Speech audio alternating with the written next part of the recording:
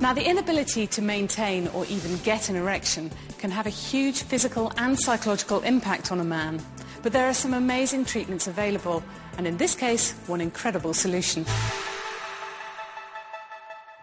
10% of men have some form of erectile dysfunction, a mechanical or psychological impairment in the ability to sustain an erection. The risks increase with age, from 39% at 40 to 65% over the age of 65.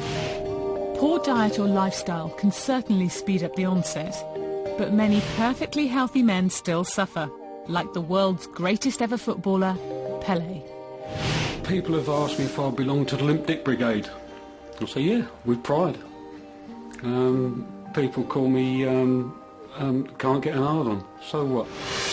46-year-old Keith Henderson started to experience erection difficulties soon after his second marriage. It got so bad with my wife that I wouldn't even sleep in the same room with her. I'd make excuses that I wanted to watch something on TV. I hated football, but I watched so many football matches, it was unbelievable. I spent 2 years sleeping on the sofa through fear of my wife wanting to get intimate with me, because I know that if we did, I couldn't perform.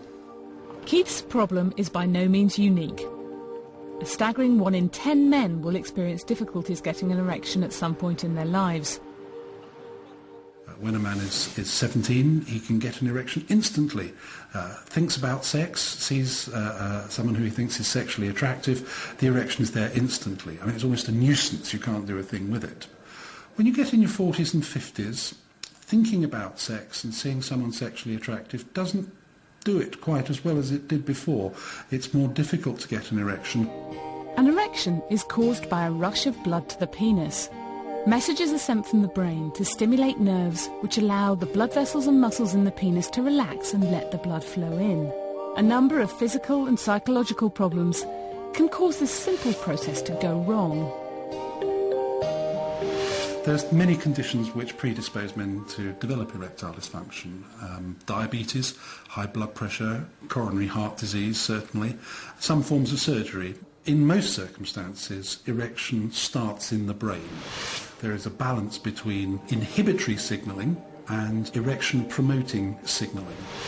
The inhibitory signalling is doesn't look so nice, doesn't feel very nice, my back hurts, I can hear the children scrabbling at the bedroom door, fantasy that I'm going to fail, memory that last time's sex was a total disaster. Doctors told Keith that diabetes was causing his erection problems, and to make matters worse, his mental health was also deteriorating. My self-esteem had completely gone, my ego had gone, the whole point of being a man had gone. I'd go so far as to say that I was suicidal. Well, I know I was suicidal.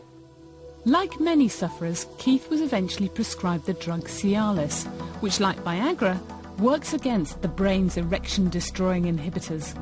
Sadly for Keith, the medication he was prescribed stopped working efficiently. So he's been forced to take a drastic step and undergo surgery in an attempt to finally resolve his erection difficulties. All I want is a normal sex life, a normal life. If this is the only way that I'm going to get it, then I'm prepared to do it. If other things come along in the future and they're better than what I've got, I'll go for it. You never think it's going to happen to you. Well, it did happen to me, and it frightened the living daylights out of me. They tell me that when I come back from the operation, I'm going to have an erection for a couple of days, because that's how they get it going. They pump it up and leave it. Well, we'll see what it looks like. Because at the moment, this is the last resort. Surgeon David Ralph is going to insert a prosthetic device into Keith's penis. An invasive operation only offered to some men suffering with this problem. Here are the two penile implants which will go inside the penis.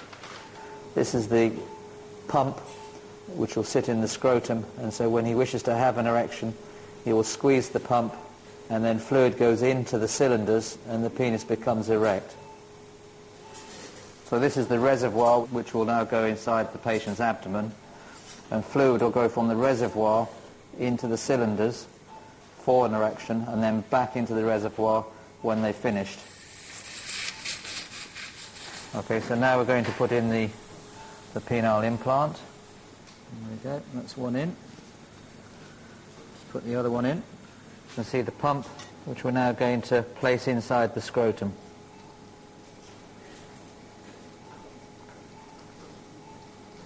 So this is the penis deflated. Here's the pump you can see here in my hand. When he wishes to have sex, he just squeezes the pump. It takes about 10 to 15 pumps. So that's the finished result. And then if he wants to deflate, he just squeezes that valve and it's deflated again.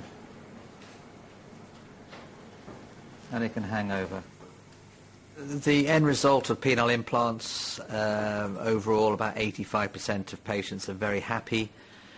They are told that the penis will not be bigger. It's often a misconception that have a penile implant and your penis will be bigger. That's not so. And all a penile implant does is enable the penis to be rigid to have sexual intercourse. But in general, patients are extremely happy with the end result. So it's quite a rewarding type of surgery. 3 months later, and Keith's scars have healed, and his wife Florence is getting to grips with the new implant. Just to inflate it, you just locate the pump, which is just at the base of the balls, and just apply a few squeezes. Squeeze, squeeze, squeeze, squeeze. But has the new device made a difference to their faltering sex life?